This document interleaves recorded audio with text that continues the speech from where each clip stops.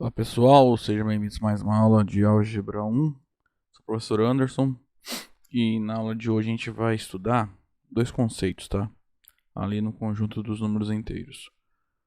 O princípio da boa ordenação, que eu vou simplificar e denotar por PBO, e o princípio da indução finita, tá? Que é o PIF. O princípio da indução finita a gente viu, né? Lá em Fundamentos, né? Então vamos revisar ele aqui hoje. Tá? Então, coisa de diferente mesmo é o princípio da boa ordenação. Então, vamos começar relembrando, né? O que significa dizer que um conjunto de números inteiros ele é limitado inferiormente, tá? A gente só vai se preocupar com cotas inferiores, tá? A parte superior a gente não vai mexer, não vai se preocupar não, até porque elas são análogas, tá? Então, considere L um conjunto de números inteiros não vazio, qualquer. A gente vai falar que L é limitado inferiormente se existe um número inteiro que é menor ou igual que todos os elementos do conjunto L. Tá? Então, em símbolos, fica assim. Então, L é limitado inferiormente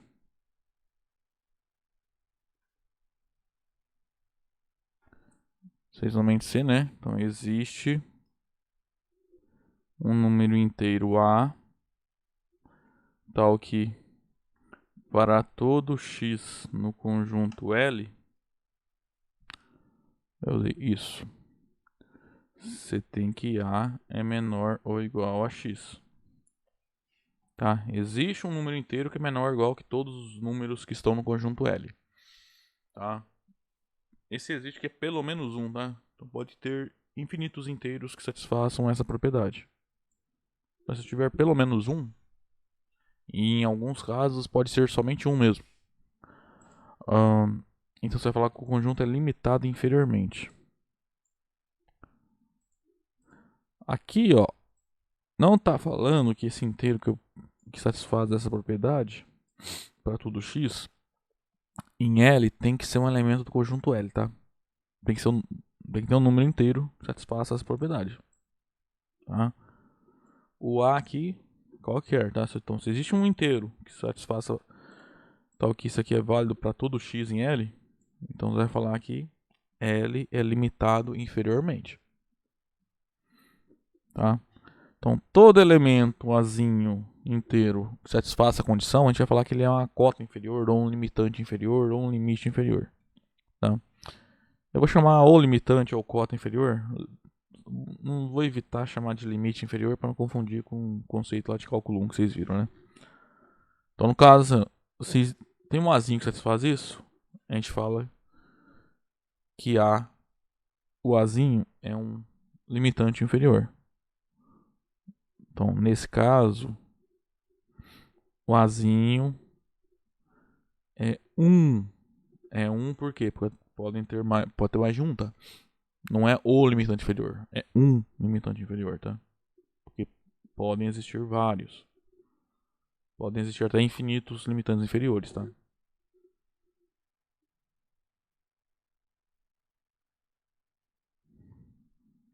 Ok? Limitante inferior ou cota inferior, tá?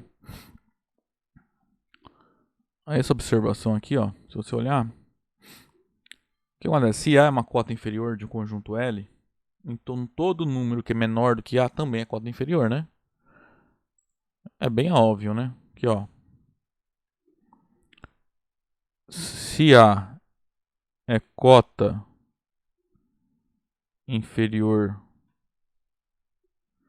de L e eu tenho um outro número B, A e B, números inteiros, tá? E L, um subconjunto dos inteiros não vazio. B é um número menor do que A. Isso implica, né? Vamos lá. Se A é cota inferior de L, então para todo x no conjunto L, você tem que A é menor ou igual ao x. E o B é menor do que A. Então note que isso aqui vai ser verdadeiro. Para todo x no conjunto L, o B ele é menor do que A, que é menor ou igual a x. Ou seja, B vai ser menor que qualquer elemento que eu pegue no conjunto L.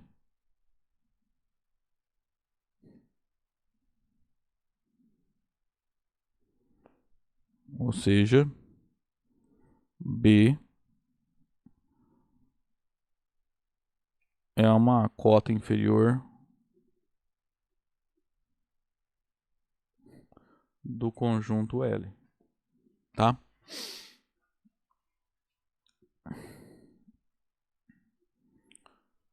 Agora vamos lá, vamos definir o ínfimo. O que é o ínfimo? Ínfimo e mínimo, né? Então pega um conjunto não vazio que é limitado inferiormente, ou seja, ele possui lá os limitantes inferiores, tá? As cotas inferiores existem. Pelo menos uma existe. Então, quem é o ínfimo do conjunto L? Então você vai no conjunto de todas as cotas inferiores pegar a maior. Tá? Então, ou seja, é isso. Né? Você vai então no conjunto de todos os inteiros que são cotas inferiores do conjunto L, vai pegar o máximo, ou seja, o maior elemento que satisfaz essa propriedade.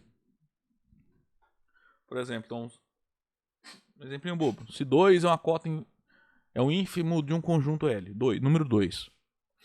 Então 3 não é cota inferior do conjunto L, porque 3 é maior que 2.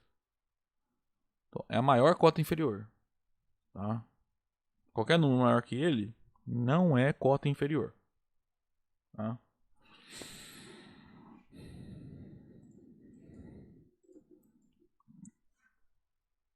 Então, ó. Então, A é ínfimo, né? De um conjunto L. Lembrando que é só números inteiros, tá? Não estamos falando de números reais. Então, 6 somente C é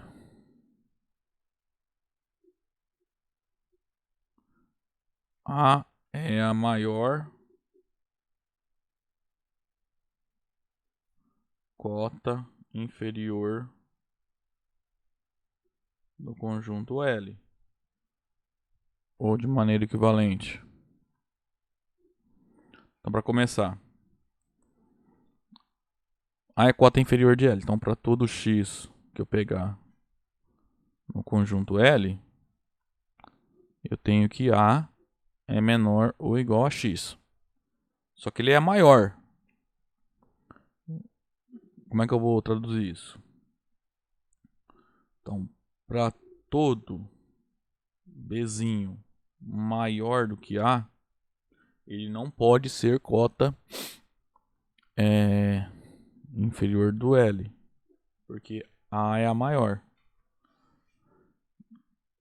Então vai existir um elemento no conjunto L que é menor ou igual ao B.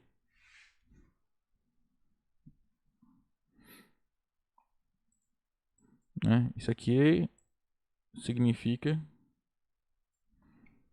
que B não é cota inferior de L, né? Vou colocar aqui, ó. Deixa eu colocar aqui em cima.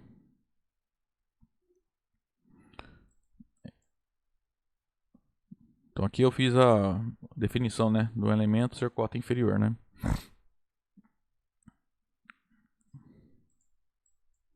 Aqui, né? Então, o que significa dizer que A não é uma cota inferior do conjunto L? Isso é equivalente a dizer que existe pelo menos um elemento X no conjunto L que é menor ou igual que o A. Perdão. Que é maior do que... Isso. Existe um elemento que é menor do que o A.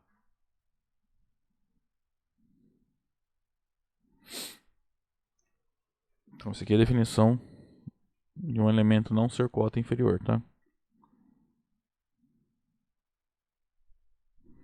A definição de A ser cota inferior está aqui.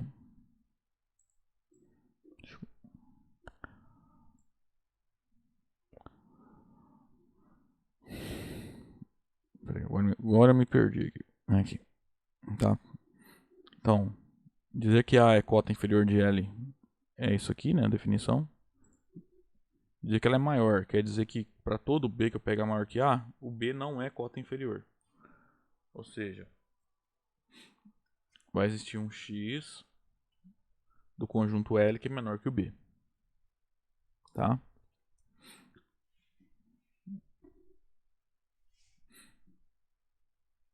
Ok? Então, para mostrar que um elemento é ínfimo de um conjunto, né? Mostrar que o Azinho é um ínfimo do conjunto L, você tem que mostrar que ele é... Duas coisas você tem que mostrar. Que ele é menor ou igual que todo elemento X do conjunto L e que ele é maior ou igual que todas as cotas inferiores do conjunto L. Tá?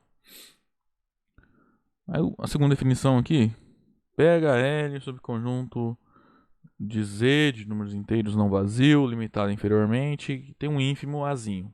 O que significa dizer que esse Azinho é um mínimo do conjunto L. Tá? O que significa dizer que ele está contido no conjunto L.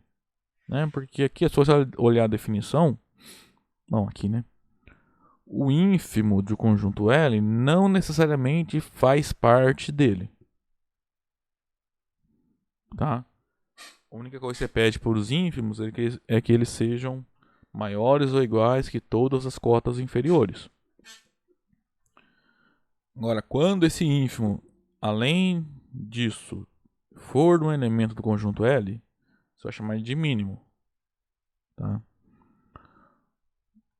Então a definição fica assim: A é um mínimo de L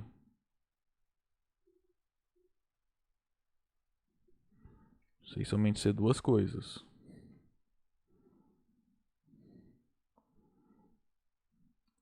A é ínfimo do conjunto L e A pertence ao conjunto L. Tá? Vamos ver alguns exemplos aí. Então olha só esse conjunto L aqui. Ó. E tem todos os inteiros maiores ou iguais a 2, né? Claramente ele é limitado inferiormente, né? O menos 2 é menor ou igual que todo mundo que é maior ou igual a menos 2. O menos 3 também é menor que todos os inteiros que são maiores ou iguais a menos 2, tá? Então nesse caso o conjunto L é um conjunto formado por todos os números inteiros que são maiores ou iguais a menos 2, tá? Então o menor número aqui no L é o menos 2. Então qualquer número que eu pegue menor ou igual a menos 2 é uma cota inferior. Tá? Então menos 5, por exemplo, é uma cota inferior. Então o conjunto das cotas inferiores, então o conjunto formado por todos os números inteiros que são cotas inferiores de L, ele é infinito. Ele tem esses números aqui. Todos os números inteiros menores ou iguais a menos 2, tá? Então note que nesse conjunto, o menos 2 é o maior número, né? Então menos 2 é a maior cota inferior do conjunto L. Tá? Então menos 2 é ínfimo de L.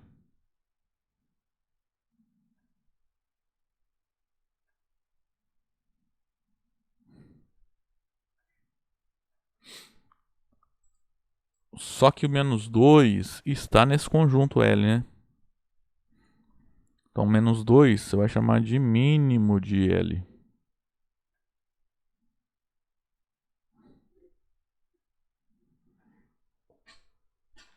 Então basicamente são três coisas, né? Cota inferior. Se o número é menor ou igual que todos os números do conjunto. Então ele é uma cota inferior. Quando que ele é ínfimo? Se além disso, ele for a maior cota inferior. Então, dentre as cotas inferiores, pega a maior. Beleza? Aí, quando que ele é mínimo? Se ele for ínfimo, for o ínfimo e estiver no conjunto, tá? É isso. Outro exemplo aqui, ó. Pego esse aqui, ó, conjunto dos negativos múltiplos de 2. Então, o conjunto contém os números menos 2, menos 4, menos 6, menos 8 e assim por diante. Note que esse conjunto não é limitado inferiormente, né? Porque para qualquer númerozinho A que eu pegar inteiro,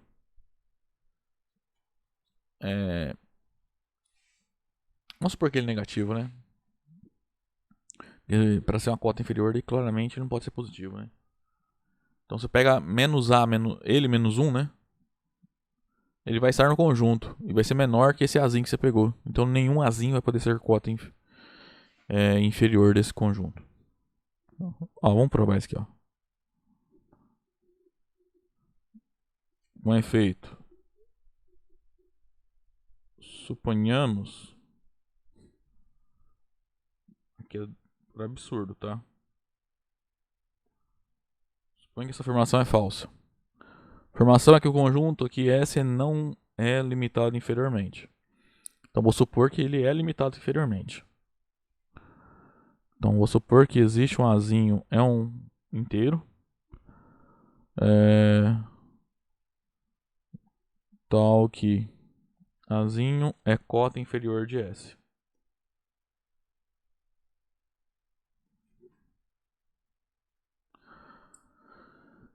É claro, se o A for positivo, ele não é cota inferior, né? E nem se ele for zero. Então, vou supor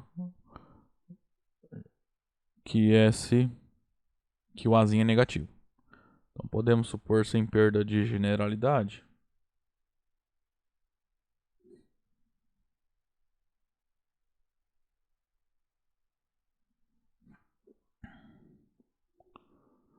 que A é um número negativo, tá? Então, assim, independente de quem seja o Azinho que eu escolha, tem um número menor que ele que está nesse conjunto S, tá? Que é o quê? Que é ele menos 1. Note que A menos 1 é um número que está em S. E A menos 1 é menor do que A. Logo,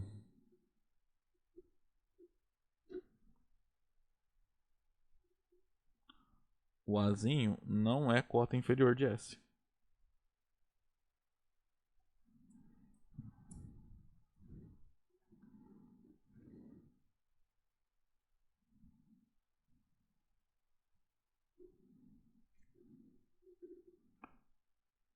O que é um absurdo.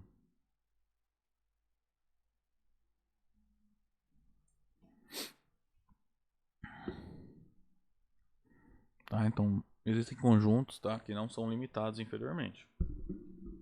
Tá? Qualquer conjunto que pegue ali todos os negativos, por exemplo. Conjunto infinito ali, que pegue todos os negativos, por exemplo. Vai ser limitado. Não vai ser limitado inferiormente, tá? Então esse conjunto aqui não tem cota inferior, não tem ínfimo, não tem mínimo, tá? Você nem fala disso. Nem fala de ínfimo e mínimo para esse conjunto S aqui, por exemplo, tá? Então vamos lá. Vou falar do princípio da boa ordenação, tá?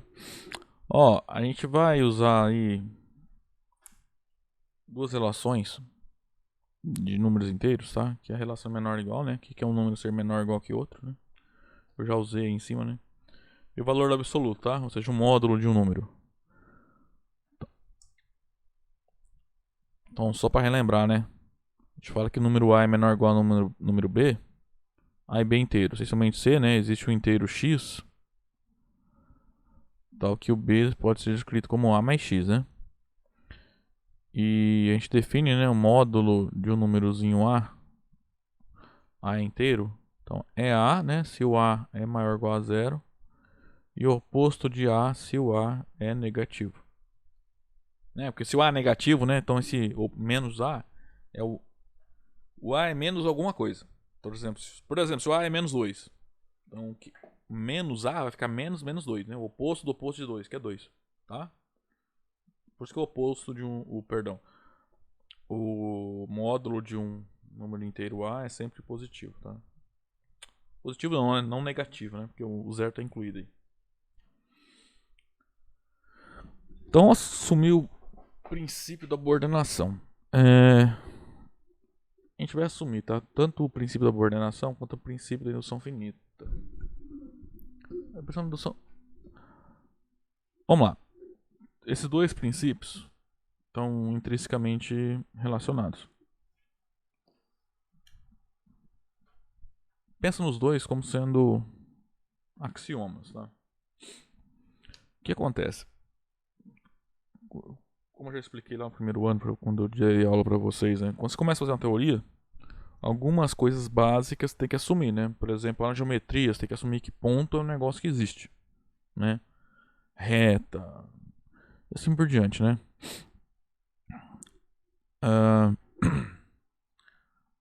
Então, na álgebra que a gente está fazendo aqui, você vai ter que assumir ou que o princípio da coordenação é verdadeiro, ou que o princípio da indução finita é verdadeiro. Tá? Você não consegue demonstrar os dois. O que dá para fazer é o seguinte: assumir que o princípio da coordenação é verdadeiro e demonstrar o princípio da indução finita. Ou assumir que o princípio da indução finita é verdadeiro e demonstrar o princípio da coordenação. Tá? A ideia é, se um deles se assume como sendo um axioma, o outro você tem que demonstrar. Tá? Então a gente vai assumir que o princípio da coordenação como um axioma. Tá? Então, ó, eu vou chamar isso aqui de PBO, tá? Por motivos de preguiça, né? De toda vez ter que ficar escrevendo o princípio da coordenação. Isso aqui também às vezes o pessoal chama de princípio da boa ordem, tá? Então, quando alguém falar princípio da boa ordem, mesma coisa, tá? O que esse princípio fala? Fala o seguinte: qualquer subconjunto de números naturais não vazio possui um mínimo. O que ele está falando? Pega L um subconjunto de naturais, tá? Ó, você é comum aí os autores, ao invés de falar números naturais, falar assim, inteiros positivos ou inteiros não negativos. É os naturais, tá? Inteiros positivos é naturais sem um zero, e inteiros não negativos é o conjunto dos naturais, tá? Talvez pegue um livro e aparece um Z ali e peça não negativos. É a mesma coisa, tá? Aí outra coisa. Vocês são terceiro ano, né? Eu não sei se outro professor talvez faça diferente, mas pra gente, zero é um número natural, tá? Só por convenção, né? Eu acho que a maioria do pessoal usa zero como sendo um número natural, tá? Mas dependendo da disciplina, às vezes é melhor você assumir que zero não é natural e assumir que um é o menor número natural, tá? Só por simplificação ali das coisas. Tá? Mas aqui pra gente, zero é natural, tá? Então vamos lá. O princípio da coordenação, o que ele fala? Suponha que L é um subconjunto dos naturais.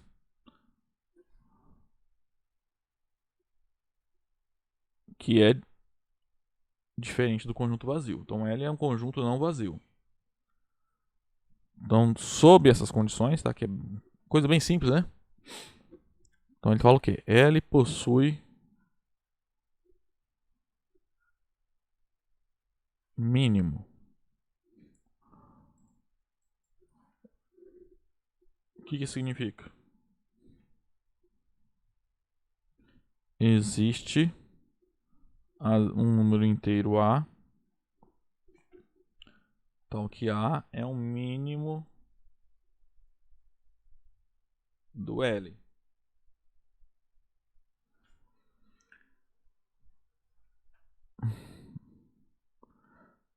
Traduzindo, A pertence ao conjunto L e A é ínfimo do L, mas se A é o ínfimo de L, isso equivale o quê? Duas coisas. A está em L e A é a maior cota inferior de L. Ou seja, para todo x pertencente a L, nós temos que x é menor ou igual a L. E para todo B que é menor do que A,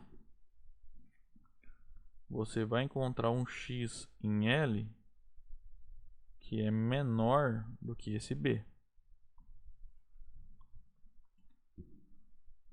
Tá? Então existe um Azinho que satisfaz isso aqui no conjunto L, tá? Se L é um subconjunto não vazio de números naturais. Por exemplo, pego conjuntos naturais. Qual que é o mínimo dele? É o zero. Tá? Ele faz parte dos naturais, tá? E ele é o menor. Né? E ele é o menor número natural. E dentre as cotas inferiores, é a maior. Ele é ínfimo. Note, todo número negativo é cota inferior dos naturais também, tá? E zero é uma cota inferior dos naturais. Ele é a maior cota inferior dos naturais. Então ele é ínfimo dos naturais. Mas zero é natural, então ele é mínimo. Esse conjunto L aqui, ó, é um conjunto que só contém números naturais, né? Bem simples, né? Tem 4 números. Qual que é o mínimo dele? É o 5. Tá? Então quando você tem um conjunto de números naturais, conjunto finito, vai. Como é que você descobre quem é o mínimo? É só olhar e pegar o menor número que está ali dentro. Essencialmente é isso. Tá?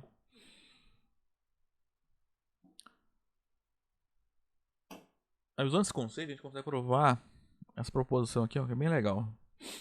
Vamos provar que entre 0 e 1 não existe nenhum número inteiro. Tá?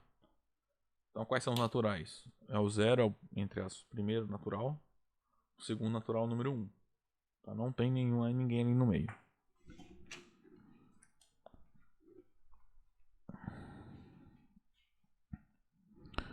Claro que isso aqui dá para extrapolar, tá? Entre quaisquer dois inteiros que a gente conhece. Né? Se x é um inteiro, então entre x e x mais 1 não tem mais nenhum inteiro. Isso que dá para extrapolar essa proposição aí.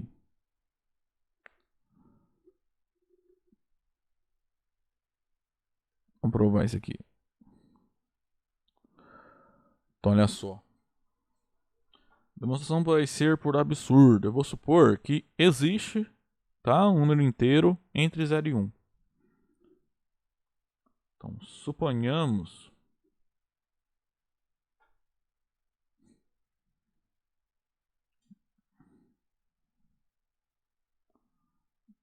por absurdo que existe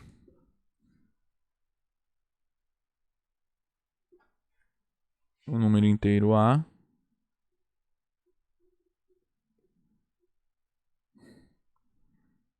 tal que o A está entre 0 e 1.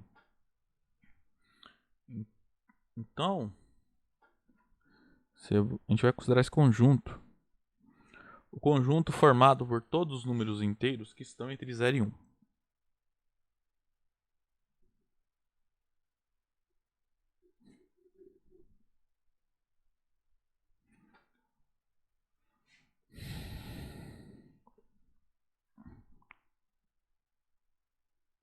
Note que, bom, é claro que esse é um subconjunto dos naturais, né? Porque se um número está aqui nesse S, então ele é maior que zero. Então ele tem que ser natural. Também essa é diferente de vazio. Pois a gente está supondo, por absurdo, que Azinho satisfaz isso. Ou seja, Azinho está em S.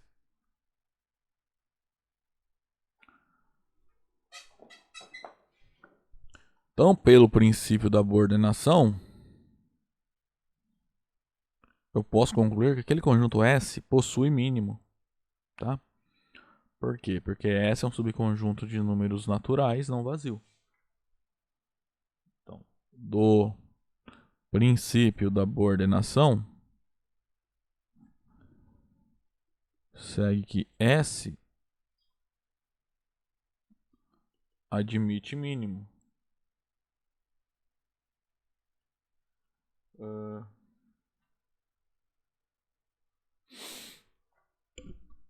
Digamos, vou chamar de A0, tá? Esse mínimo.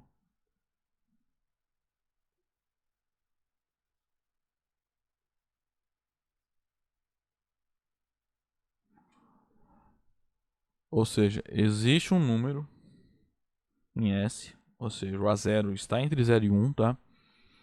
E ele é o menor número inteiro que está entre 0 e 1.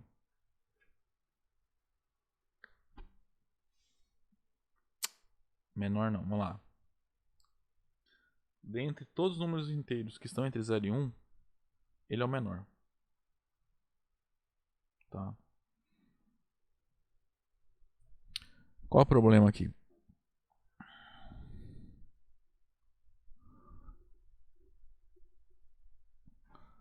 O problema é que a gente vai ferir essa minimalidade do A0. Eu consigo encontrar um outro número inteiro menor do que A0 que está entre 0 e 1, ou seja, que está no conjunto S. Então A0 não pode ser o mínimo de S. Aí é a contradição, tá? Porque a gente está supondo que ele é. Ou seja, qualquer número que você chamar de mínimo de S, você consegue um outro cara menor que ele em S. Então, esse S aqui, ó, tem que ser vazio, porque ele não tem mínimo. Porque se ele não for vazio, ele tem mínimo. Mas não tem mínimo, porque a gente sempre consegue um menor do que o suposto mínimo. Tá? Então, note o seguinte. Em particular, A0 pertence a S, porque A0 é mínimo de S, tá? Isso implica que o A0 está entre 0 e 1. Vamos lá. A0 é um número positivo menor que 1. Se eu pegar o quadrado dele, quadrado de um número positivo é positivo, né? Agora pega qualquer número positivo entre 0 e 1. Se você fizer o quadrado dele, o resultado é menor, tá? Por exemplo, meio. Meio está entre 0 e 1. Quando você faz meio ao quadrado, o resultado é 1/4. Então, diminui. Pega 1/4 ao quadrado. Vai dar 1/16, que é menor que 1/4. Então, esse A0 ao quadrado, ele é menor do que A0, que é menor que 1. Então, olha só. Eu cheguei que A0 ao quadrado também está em S. E A0 ao quadrado é menor do que A0.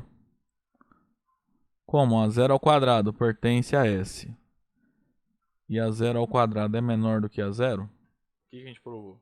Que A0 não é cota inferior do S. Que é um absurdo, porque ele é mínimo. Tá? Para ser mínimo, para ser ínfimo, em particular, o elemento ele é uma cota inferior, tá? Segue aqui. A0 não é cota inferior de S.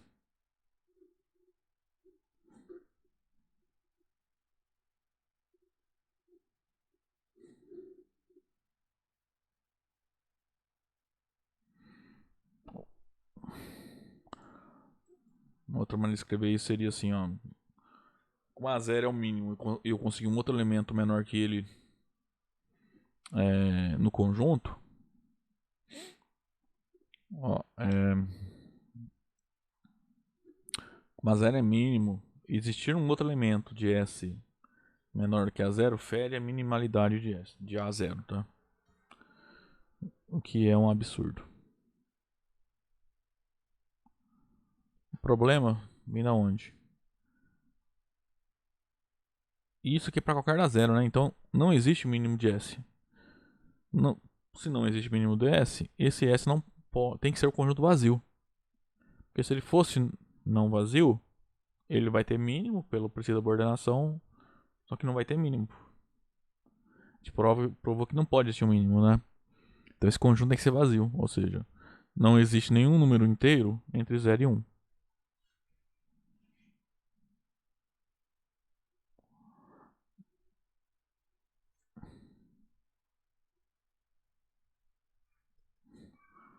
Não existe inteiro.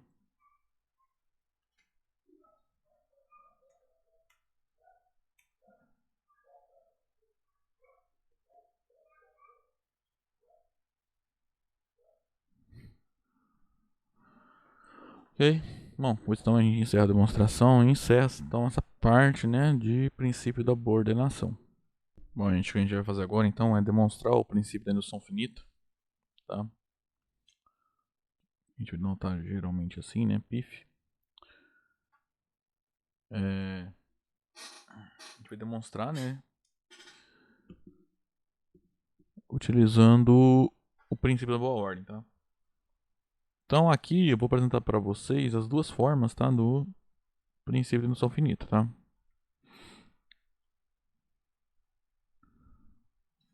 Aqui falta um acento, né? Deixa aqui também. Vamos lá. Só relembrando aqui que ele fala. Então, supõe que PDN é uma sentença aberta. Sentença aberta também é conhecida como predicado, né? Então vai ter ali uma variável n, tá? Sobre os naturais. Então, PDN é uma propriedade que deve ser satisfeita por números naturais. Pensa assim, tá? Propriedade tem uma variável que eu vou chamar de n. Então é o universo aqui naturais, tá? Então n varia nos naturais. Aí supõe que quando eu troco o n por zero, você vai ter uma afirmação p de zero. Ela é verdadeira.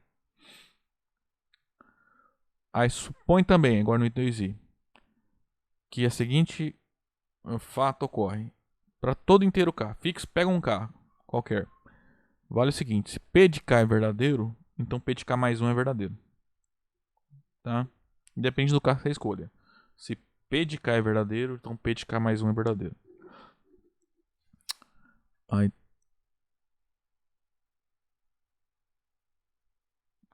consequentemente, p de n é verdadeiro para todo natural, tá? Então cuidado com o 2i, ele tá falando assim, se p de um número é verdadeiro, então p do próximo número também é, tá? Não tá falando que é verdadeiro para todo k natural. Tá falando assim, se para k é verdadeira a propriedade, né? Então ela é a propriedade verdadeira para k mais 1. Tá? Só isso. Então vamos provar então. Eu tenho uma sentença aberta, né, nos naturais. Vamos supor que p de 0 é verdadeiro. E vamos supor que também vale o seguinte, se p de k é verdadeiro, então p de k mais 1 é verdadeiro. A gente vai demonstrar isso utilizando o princípio da boa ordem.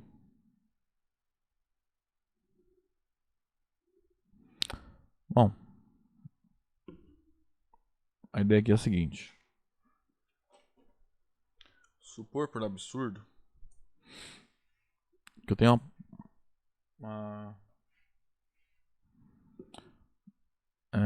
uma sentença aberta, né? Que satisfaz i 2i, mas p de n é falso para algum n natural. Então, ó, suponhamos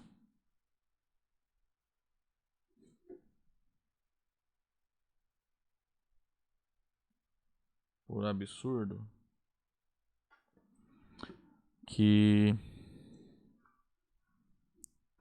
p de n é uma sentença aberta.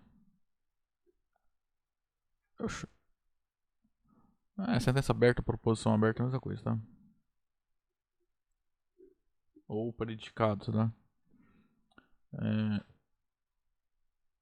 Sobre os naturais, né? Só manter a escrita ali.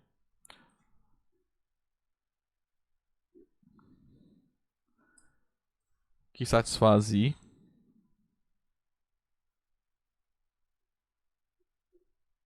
Ou seja, p de 0 é verdadeiro.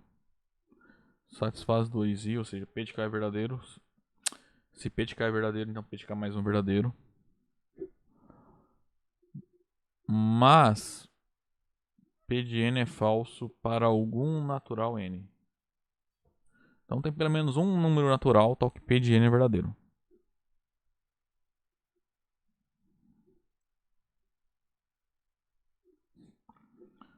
Então logo, o conjunto, que eu vou chamar de A, tá? Formado por todos os números naturais, tal que P de N é falso. Esse conjunto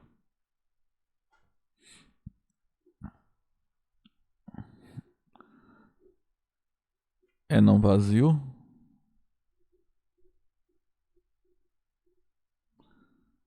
e é um subconjunto dos naturais, tá? Então, por exemplo, sei lá, suponha que P de 2 é falso. Então o 2 está nesse conjunto. Se o P de 20 é falso, o 20 está nesse conjunto. Se o P de 1 milhão é falso, o número 1 milhão está nesse conjunto.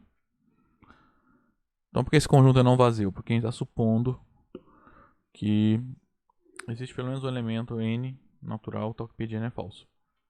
Tá? Na verdade a gente está fazendo o seguinte. Pega o conjunto tal que formar todos os naturais tais que P de N é falso. Esse conjunto A só tem duas possibilidades. Ou ele é vazio ou ele é não vazio. Se ele for vazio, é o que a gente quer. Acabou, né? Porque se ele é vazio, quer dizer, isso significa que P de N é verdadeiro para todo mundo. Então vamos mostrar que esse conjunto ser não vazio é falso. Tá? É basicamente isso que está fazendo.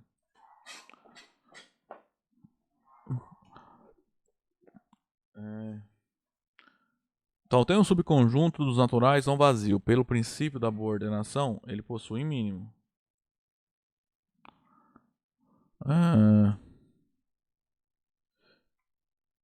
Existe, que eu vou chamar de N0,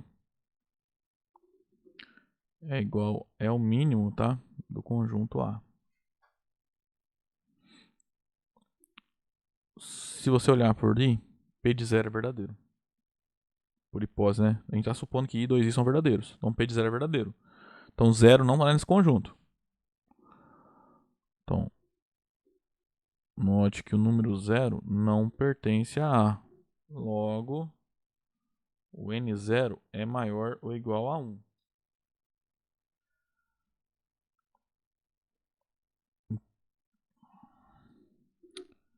Como N0 é o mínimo de A, N0 menos 1 é natural, tá? Porque o N0 é maior que ou igual a 1.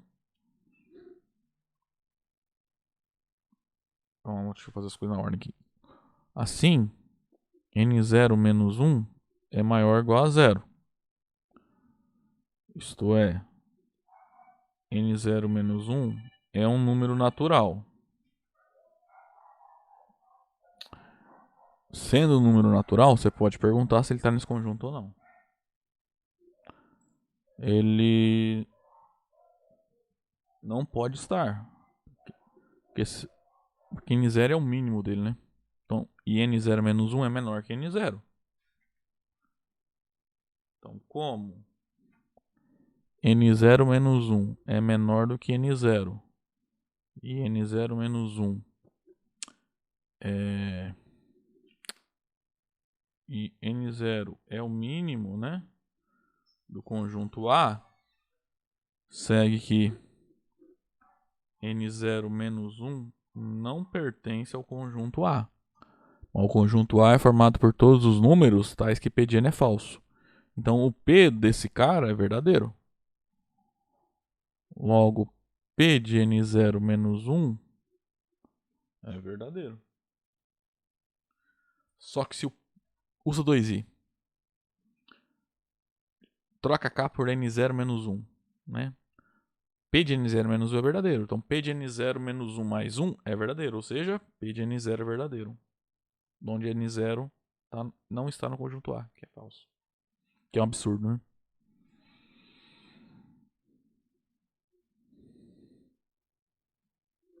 De 2i, vem que o P de N0 menos 1. Esse aqui é meu K, tá? Mais 1. Isso aqui é verdadeiro.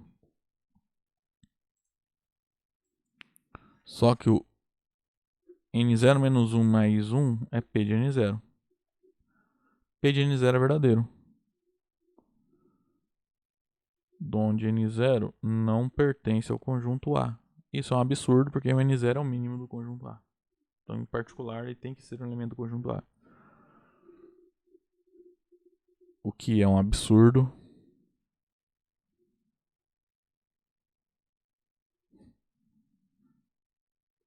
Pois n0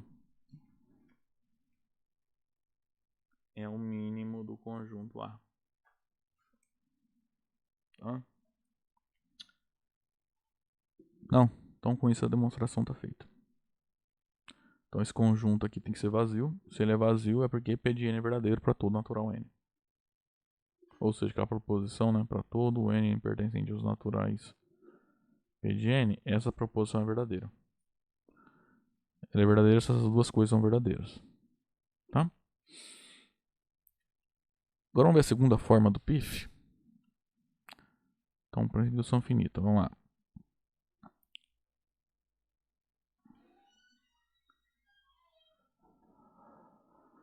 Então vamos supor que P de n é sentença aberta sobre os naturais, tá?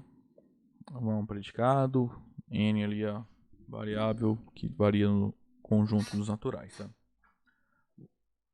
Então suponha que essas afirmações I, 2I são verdadeiras. Então, ó, P de 0 é verdadeiro.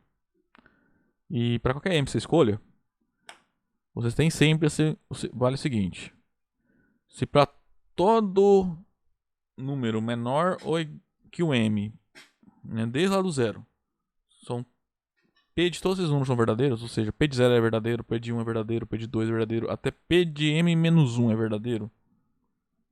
Se todos esses caras são verdadeiros, implicar que P de M é verdadeiro, então P de N é verdadeiro para todo natural N.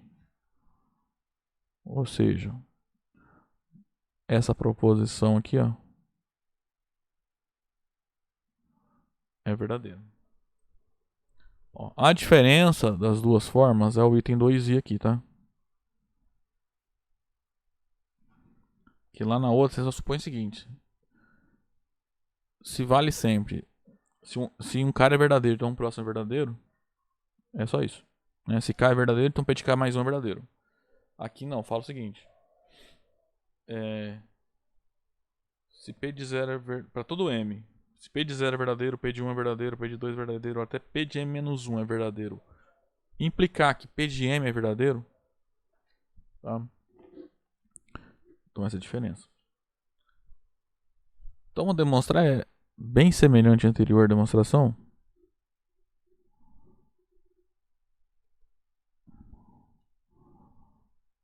Não vou supor que eu tenho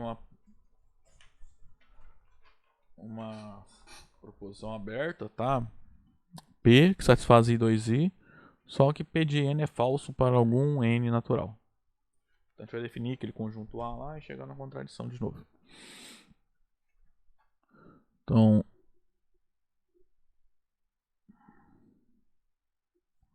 suponhamos, por absurdo,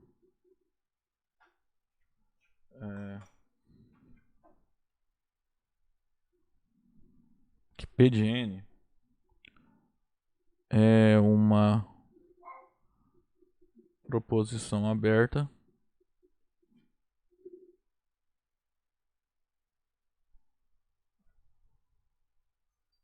tal que I e 2I satisfazem, né? P de N satisfaz I e 2I, tá? Mas P de N é falso para algum número natural N.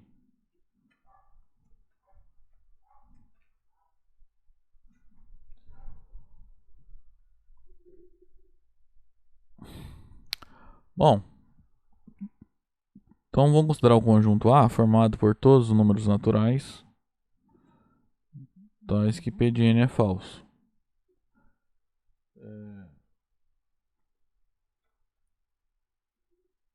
Então A é um subconjunto dos naturais, né? E A é um conjunto não vazio, né? Porque tem pelo menos um natural que tal que PDN é falso, tá? Ou seja, tem pelo menos um número natural ali nesse conjunto. Aí pelo princípio da boa ordem, então esse começo é igualzinho ao anterior, né? Então pelo princípio da boa ordem, existe o mínimo desse conjunto A aí. N0 vai ser o mínimo do conjunto A. Então, como o P de 0 é verdadeiro, esse N0 tem que ser maior ou igual a 1. Tá?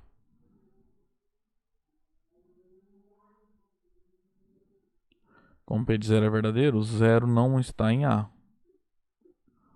Logo, N0 é maior ou igual a 1.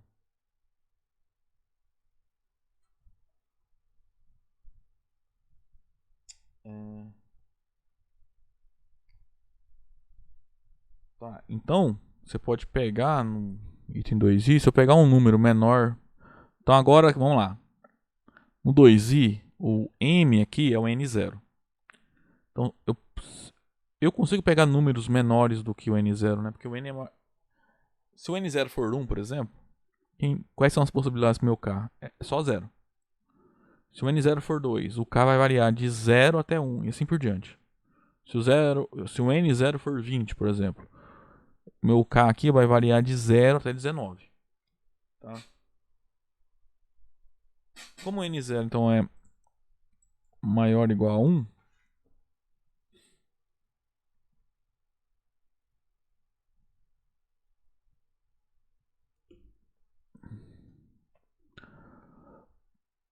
então vamos supor que bom, o que vai acontecer? Por 2i. Para todo k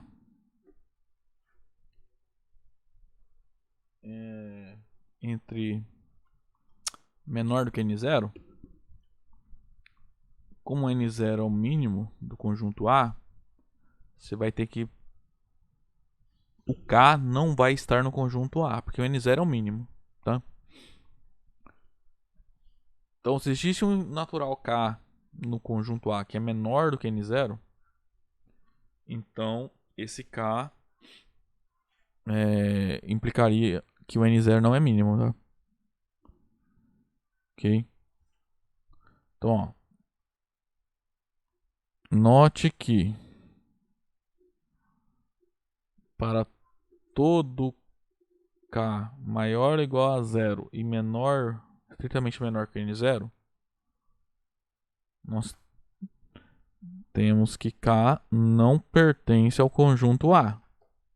Né? Porque se pertencesse, isso ia ferir, né, a minimalidade do n0. O que significa k não estar no conjunto A?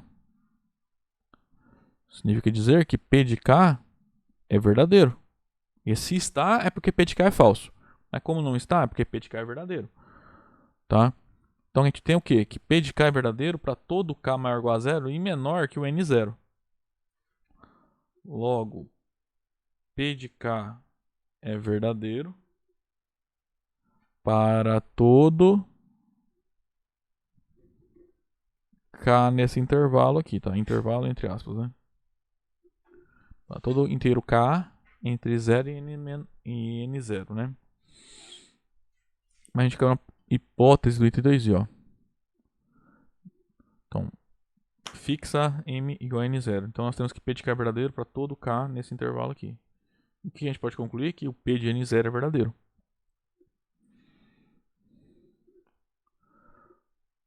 Por 2i, P de n0 é verdadeiro. Isso nos garante, né, que o n0 não está no conjunto A, o que é um absurdo.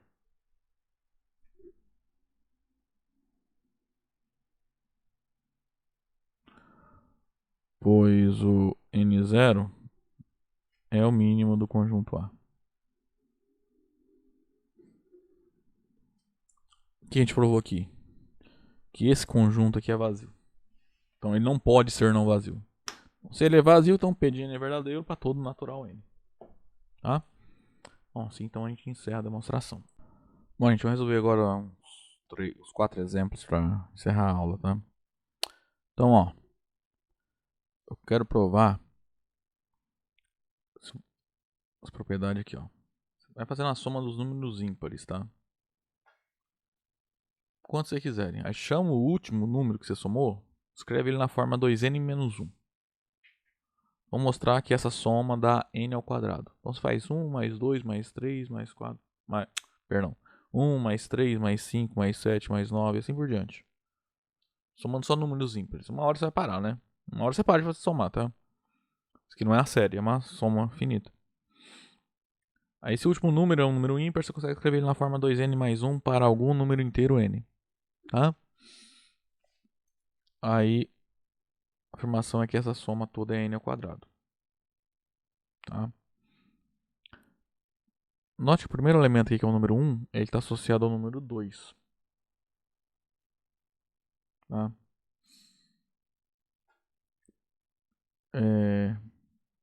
Então, o primeiro passo de indução aqui não é o zero, igual eu fiz aqui, ó, nos dois princípios de indução, né? É o n igual a 2. O que acontece? Esses dois princípios que a gente fez, né? Duas formas do PIF. O conjunto do lado da universo da proposição aberta não precisa ser todos naturais não, tá? Pode ser só um subconjunto dos naturais desse tipo. A partir de um certo natural a zero. Só que você tem que pegar todos os naturais maiores ou iguais que a zero. Então vai ser o A0, A0 mais 1, A0 mais 2 e assim por diante. Tá? Então, o princípio de indução finita, tá? Você pode aplicar para propriedades que sejam verdadeiras a partir de um certo natural qualquer, tá? Igual essa aqui. Ela é verdadeira a partir do n igual a 2. Tá? Então vamos lá, vamos usar a primeira forma. O que a gente tem que fazer? Então eu vou dividir a demonstração aqui em 3 passos, porque eu acho que daí fica mais claro para todo mundo. Então o primeiro passo é sempre a mesma coisa. Provar que a afirmação é verdadeira para o primeiro caso. Aqui pra gente é n igual a 2, tá? Então, provar para n igual a 2. Bom, do lado esquerdo você vai somando os números inteiros até um número inteiro ímpar, né? Da forma 2n menos 1. 2 vezes 2 menos 1 é 4 menos 1, que é 3. Então a soma do lado esquerdo quando n é 2 é até o 3. Então é 1 mais 3. Então o lado esquerdo é 1 mais 3. O lado direito é 2 ao quadrado, que o n associado a n igual a 2. Isso aqui é verdadeiro? É verdadeiro. Então, o P de 2 aqui no caso seria, né? É verdadeiro. Tá? Essa aqui seria a proposição P de N, né? Esse é o primeiro passo, tá? Geralmente é o mais simples. Segundo passo, na verdade, é só escrever o que você tem, que é a hipótese de indução. Tá? Ou seja, então a gente vai supor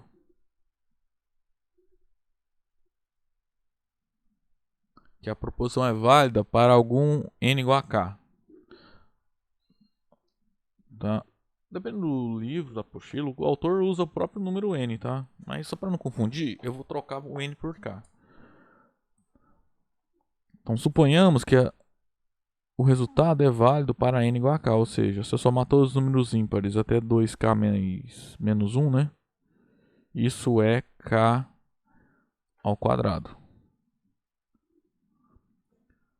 Tá, isso aqui eu vou chamar de hipótese de indução. Tá? Então, quando eu falar em hipótese de indução, é isso, é o segundo passo.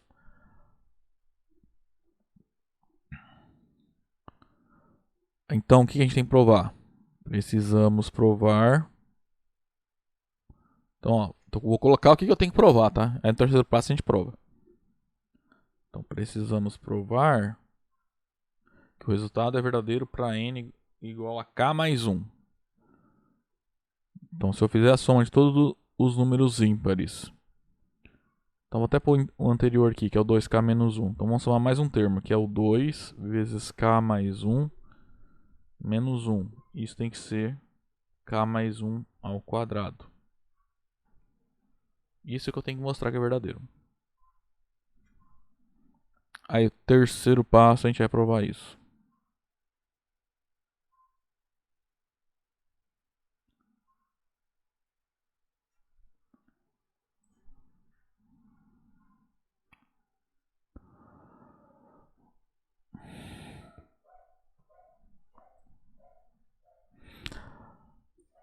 Então, vamos lá. Com efeito, vamos provar isso.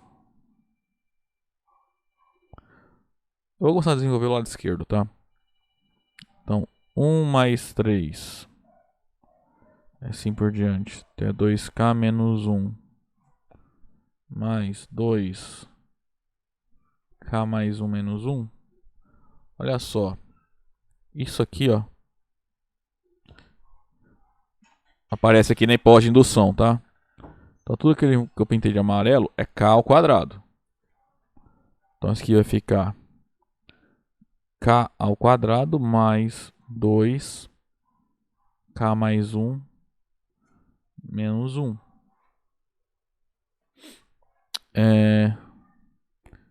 Desenvolvendo isso aqui. Então, isso aqui fica k ao quadrado mais 2k mais 2 menos 1.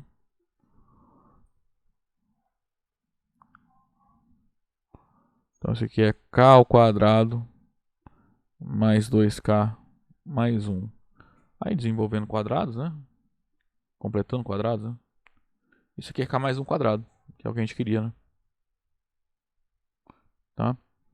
Aí, então, pelo princípio da redução finita, a gente acabou de mostrar que essa aqui é verdadeiro para tudo natural n.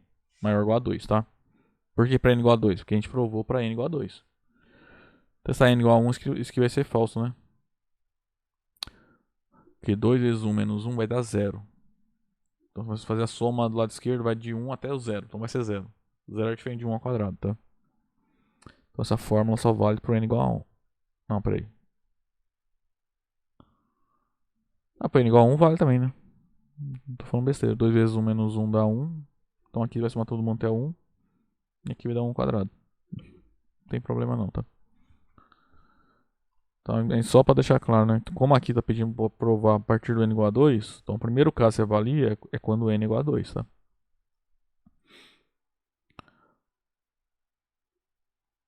Portanto, pelo princípio da indução finita,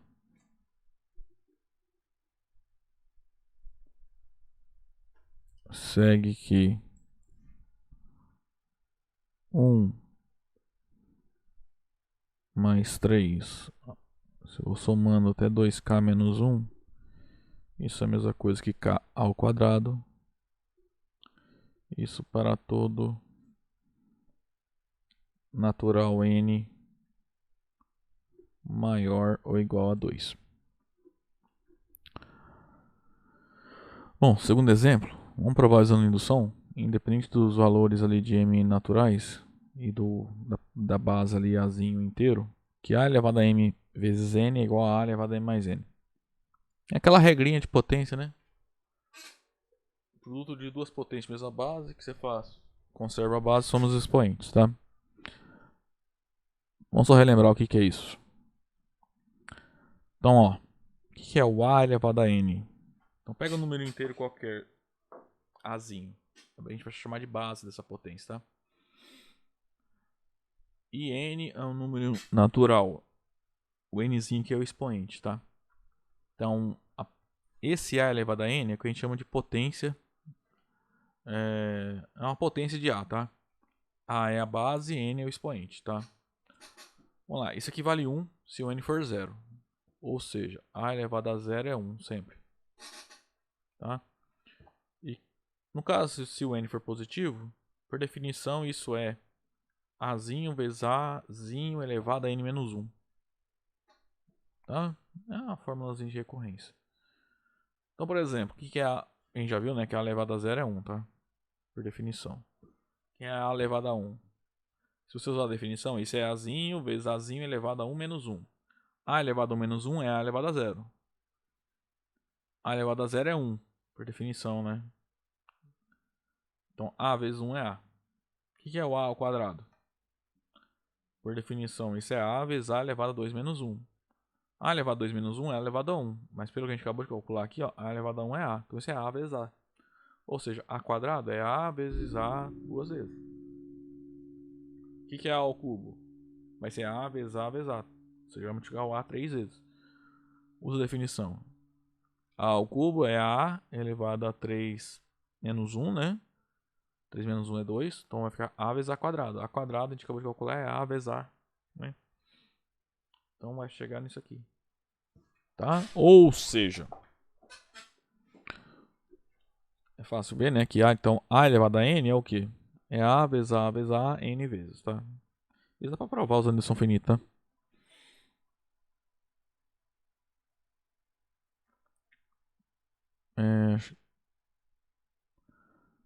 Aí, esse caso, eu vou colocar no exercício, tá? Provar aqui. É bem tranquilo, né?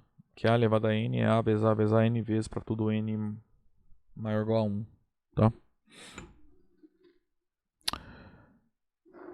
Então, vamos provar aquela regra, então, que todo mundo já viu lá no ensino médio, né?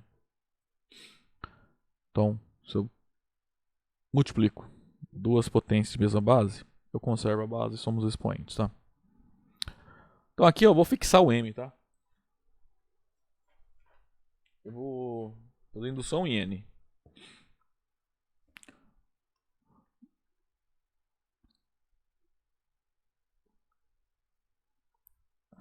Então escolhe um M, qualquer, fixa. Genérico, porém fixo. Tá? Então eu quero provar que para todo o N, a gente vai provar o seguinte. Que, por exemplo, A elevado a M vezes A elevado a 0 é A elevado a M mais 0. A elevado a M vezes A elevado a 1 é A elevado a M mais 1 e assim por diante. Tá?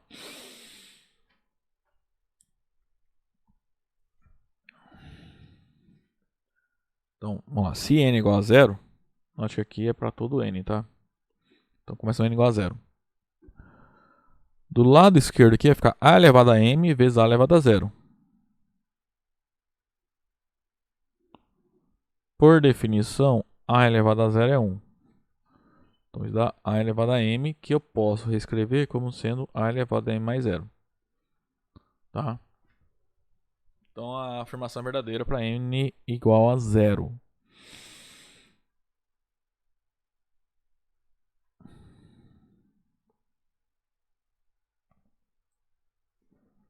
Vamos supor que a proposição é verdadeira para N igual a K.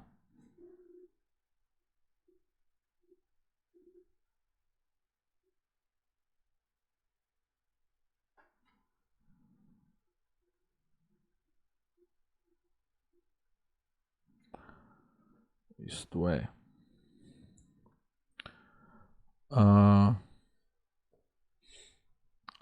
A elevado a M vezes A elevado a K é A elevado a M mais K, tá? Isso aqui é a hipótese de indução.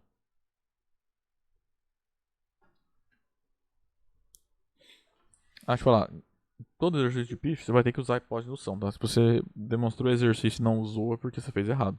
Ou você usou e não percebeu, tá? Então aqui a gente tem que provar. Vamos colocar aqui um textinho a mais pra gente perceber o que tem que provar, né? Então precisamos provar que A elevado a M vezes A elevado a K mais 1 é igual a A elevado a M mais K mais 1. Tem que chegar nisso.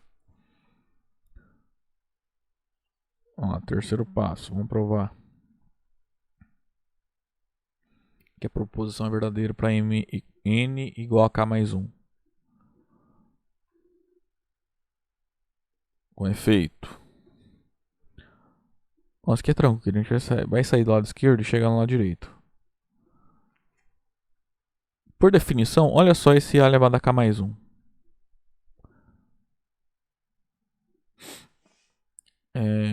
Isso é A elevado a K mais 1 menos 1 vezes A.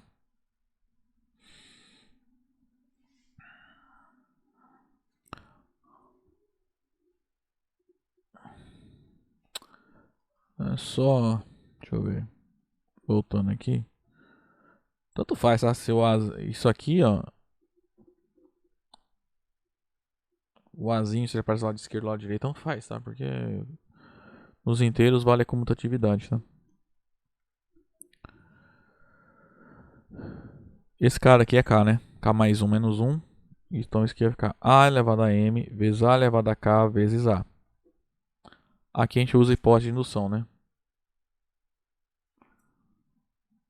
A elevado a M vezes A elevado a K é A elevado a M mais K.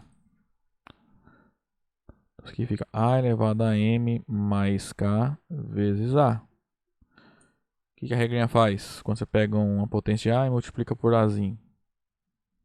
Você soma uma unidade na potência, né? Então reconserva a base e soma uma unidade, tá? Tá falando aqui. Então isso aqui vai ficar A elevado a M mais K mais 1. Que é o que a gente queria, né? Ó. Aí do princípio da indução finita.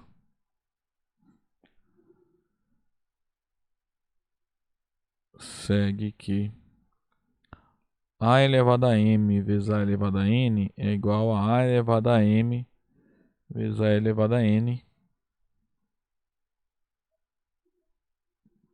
para todo número natural N. Tá? Lembrando que aqui o M eu fixei, porém...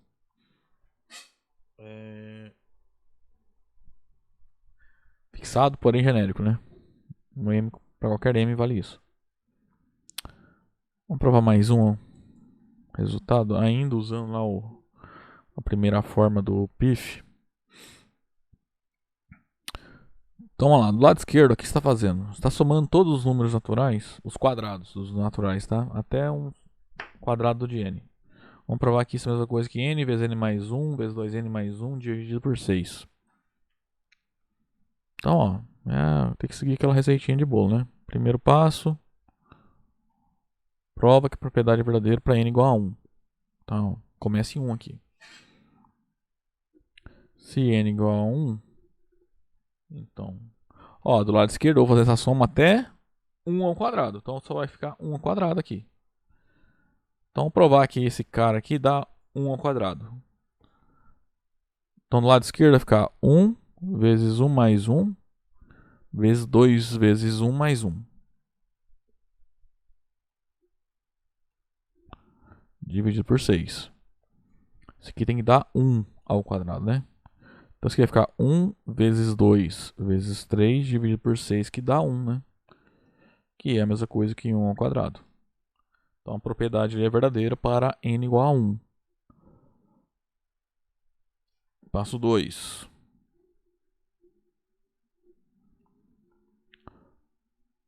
Supor que a propriedade é verdadeira para n igual a k.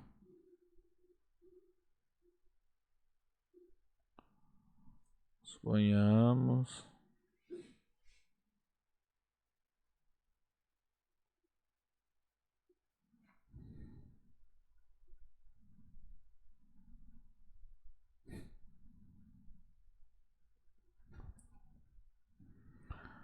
Ou seja, que 1 quadrado mais 2 ao quadrado mais k quadrado é a mesma coisa que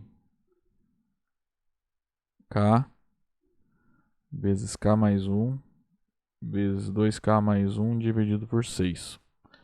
Essa é a nossa hipótese de indução. Hipótese de indução, o que você faz? Pega a fórmula, no lugar do n põe em k, tá? É só isso, na prática, tá? Agora, vamos lá, o que a gente precisa saber? Precisamos mostrar que 1 ao quadrado mais 2 ao quadrado mais k ao quadrado mais k mais 1 ao quadrado é igual a K mais 1 vezes K mais 1 mais 1 vezes 2K mais 1 mais 1 sobre 6. Tá, cuidado, no lugar do N tem que colocar K mais 1, tá? Colocar K mais 1 vezes K mais 1 mais 1 vezes 2K mais 1 mais 1. Tudo isso sobre 6. Do lado esquerdo eu vou somando todo mundo os quadrados, né? Até o K mais 1. Por isso que antes da parcela do K mais 1 quadrado vai parecer a parcela do K quadrado. No terceiro passo a gente demonstra isso.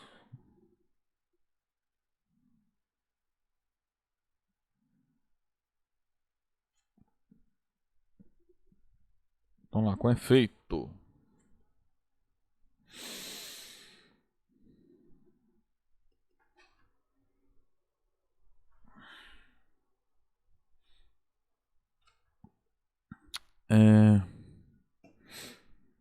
Esse aqui eu vou desenvolver primeiro o lado esquerdo e depois o lado direito, tá? Olha só, 1 quadrado mais 2 ao quadrado mais, assim por diante, mais K ao quadrado mais K mais 1 ao quadrado. Essa parte aqui já aparece que nem hipótese de indução, né? Então, pela hipótese de hipótese de indução, isso aqui é igual a K vezes K mais 1 vezes 2K mais 1 dividido por 6. Aí esse K mais 1 ao quadrado eu vou escrever como 6 vezes K mais 1 ao quadrado sobre 6. Só para somar aqui fica mais fácil, né? Então tudo, essa soma ia ficar K mais 1 vezes K mais 1 vezes 2K mais 1 mais 6K mais 1 ao quadrado. K mais 1, 2K mais 1. Aqui tem um K, né? Ficou para trás aqui. Vezes 6K mais 1 ao quadrado. Nesse numerador, ó, nas duas parcelas tem K mais 1, tá? Então vou pôr K mais 1 em evidência.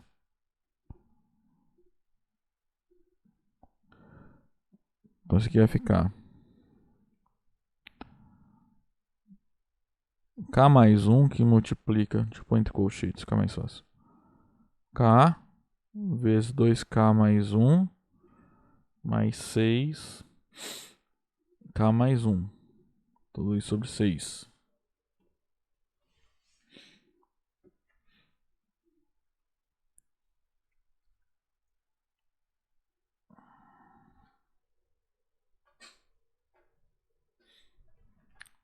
Então isso aqui vai ficar K mais 1. Dentro do colchete vai ficar ó, 2K ao quadrado mais K mais 6K mais 6 sobre 6. Isso é K mais 1 vezes 2K ao quadrado mais 7K mais 6. Se você desenvolver aqui, ó, faz o teste. Esse aqui é justamente K mais 2 vezes 2K mais 3. Tá? Eu não vou fazer direto. Então, aqui eu vou parar, tá? Então, o que eu fiz? Eu desenvolvi o lado esquerdo aqui, ó. Máximo. Para aí. Agora eu vou desenvolver o lado direito. E vou chegar nesse mesmo valor aqui. Por outro lado,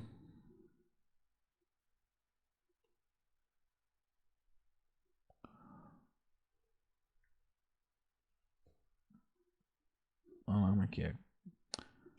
K mais 1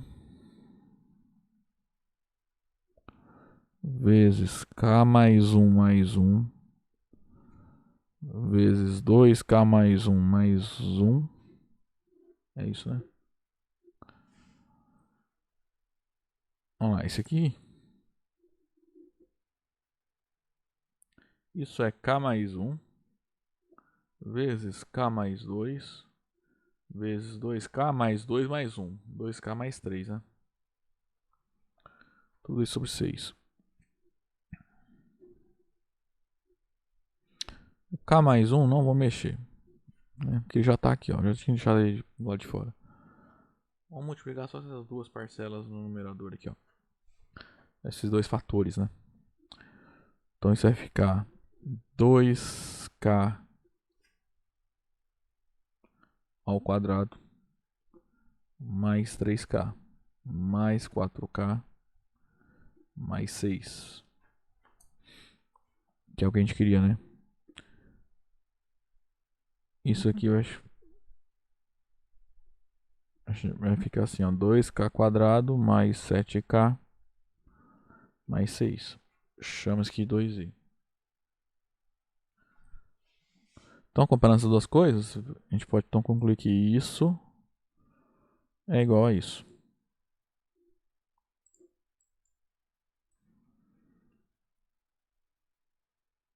Comparando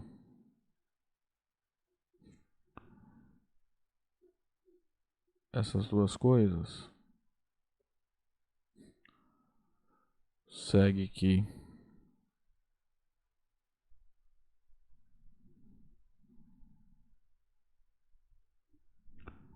isso aqui é a mesma coisa que k mais 1 vezes k mais 1 vezes 2k mais 1 que a gente queria. Aí o princípio da indução finita, né, nos garante que essa fórmula é verdadeira para todo número natural n.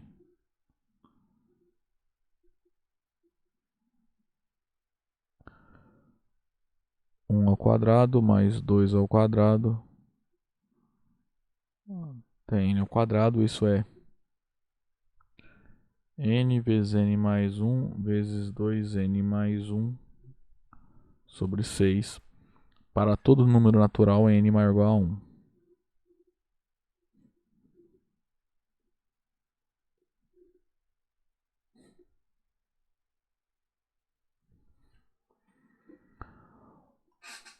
Tá? Então, ó, esses foram 3 exemplos envolvendo indução finita daquela primeira forma, tá? Que é isso, essa aqui, ó. Que foi aquele PIF que eu apresentei para vocês lá no primeiro ano em fundamentos, tá? Bom, a gente fazer um exemplo agora de PIF, né? Vai ser o último. Só agora eu vou fazer usando esse aqui usando a segunda forma do PIF, tá?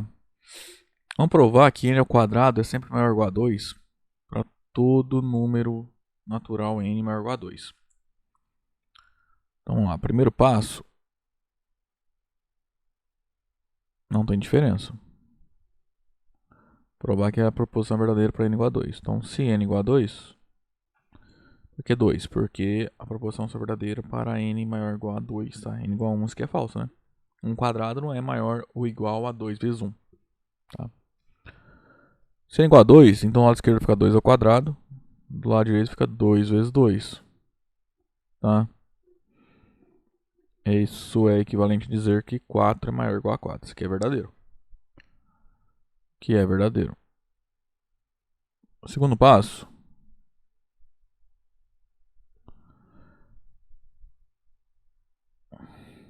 Pega o número inteiro m.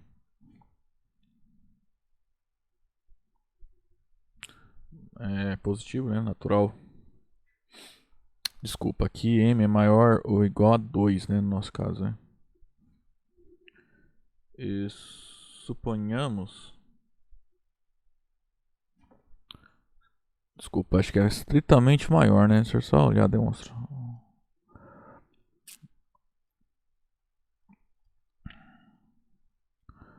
O m ele é maior que o primeiro caso, tá? Quando o primeiro caso que for 0, então o m que você pega é positivo. Então a gente vai supor que P de K é verdadeiro para todo K de 2 até m-1, tá? E suponhamos... Quem é P de K aqui? P de K é a proposição, né? N ao quadrado maior ou igual...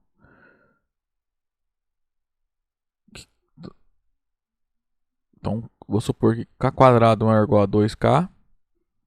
Isso para todo K maior ou igual a 2 e estritamente menor do que M. Né? Ou que era a mesma coisa que colocar menor ou igual a M menos 1, tá? Mas isso que é análogo ao escrever isso, né?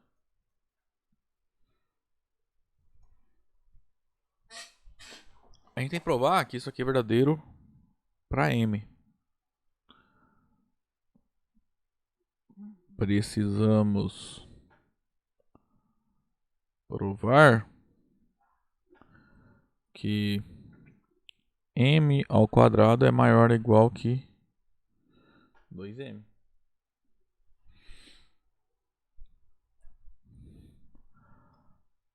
Ó, terceiro passo. O que acontece? Geralmente usar essa segunda forma é um pouquinho enrolada, tá? É mais complicado que a gente acaba usando umas demonstrações um pouco em umas situações mais difíceis, tá? O que eu vou fazer? Então, para cada K, como K é menor que M, vai ter um T associado a esse K, tal que K mais T é igual a M. Tá? Então, ou seja, a diferença entre M e o índice K vai ser T. Tá? Então, fixa um desses Ks aí. Qualquer um deles. Isto é, eu estou dizendo que meu M ele é K mais T. Tá? E claro que T é positivo, tá? Porque K é estritamente menor do que M.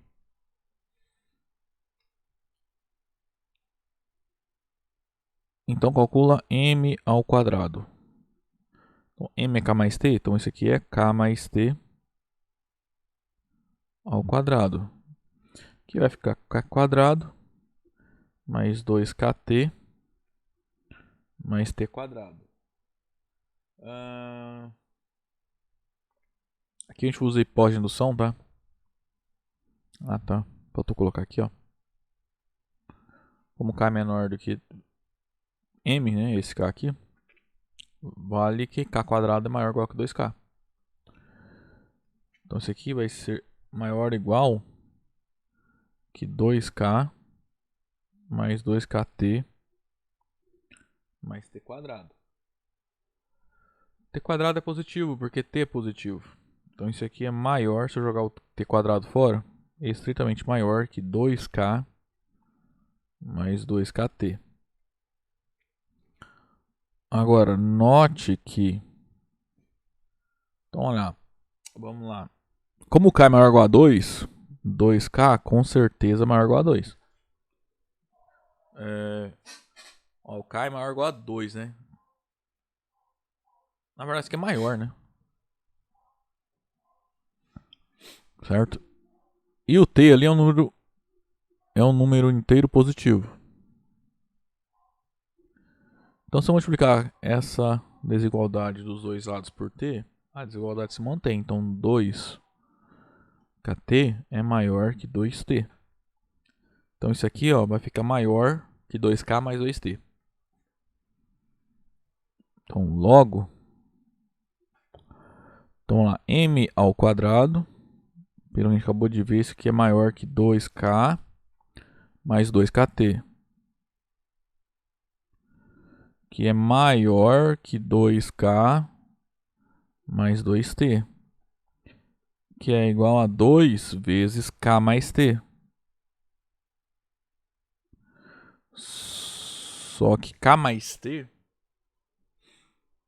é M, né? Que é 2M.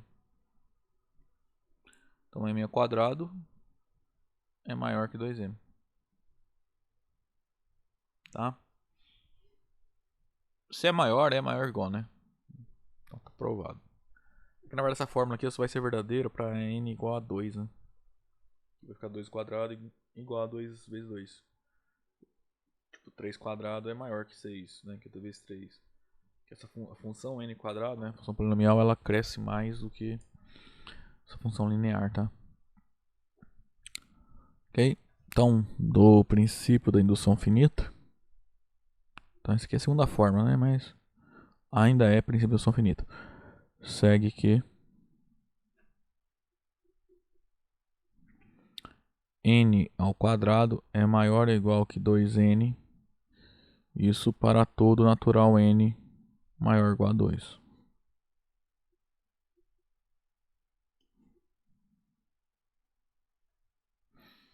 Bom, gente, a aula de hoje era isso, tá? Então ficando por aqui, a gente se vê aí na próxima aula, ok? Até lá.